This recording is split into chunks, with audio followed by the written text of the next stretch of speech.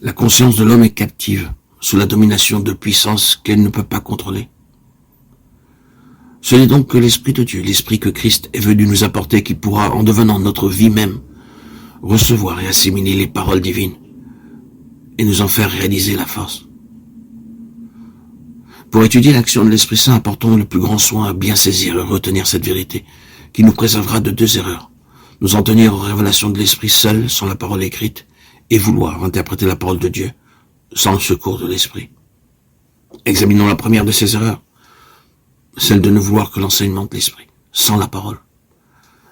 Dans la Sainte Trinité, la parole de l'Esprit sont un avec le Père. Il en est de même pour les paroles inspirées de l'Écriture.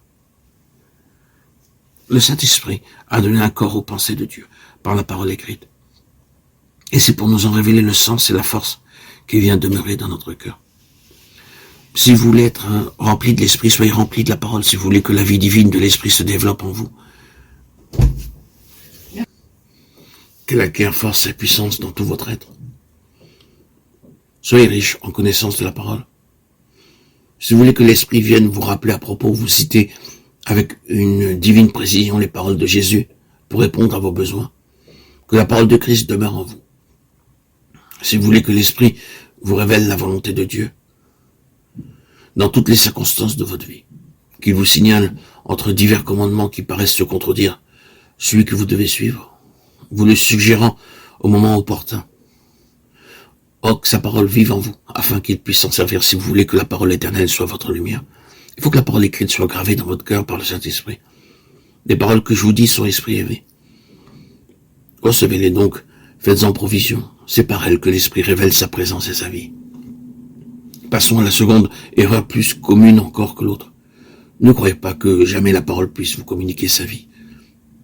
Si le Saint-Esprit n'est pas là pour la recevoir et vous l'assimiler, que de lecture de l'Écriture, que d'études et de prédications, qui n'ont d'autre but que celui de bien saisir le sens de la parole. On croit que pourvu qu'on apprenne à connaître exactement ce qu'elle veut dire, il en résultera tout naturellement les grâces qu'on en espère. Il n'en est point ainsi. La parole est une semence et toute graine contient une partie charnue dans laquelle la vie est cachée. La graine la plus précieuse et la plus parfaite ne pourra manifester sa vie que si elle est exposée aux influences convenables du sol, de la chaleur et de l'humidité. Nous aussi, nous pouvons saisir avec intelligence et sérieux la parole et les doctrines de l'Écriture, et pourtant n'en guère connaître la vie et la puissance. Nous avons besoin de nous rappeler sans cesse à l'Église que les Écritures, écrites jadis par de saints hommes sous l'influence du Saint-Esprit, ne peuvent être comprises aujourd'hui que par de saints hommes enseignés par le même Esprit. Les paroles que je vous dis sont esprit et vie. Pour les saisir, pour se les assimiler, la chair ne sert de rien, c'est l'Esprit qui vivifie, l'Esprit de vie qui demeure en nous. C'est là ce que nous enseigne l'histoire des Juifs ou du temps de Christ. Ils se croyaient pleins de zèle pour Dieu et sa parole, mais tout ce zèle se portait sur l'interprétation humaine de la parole de Dieu.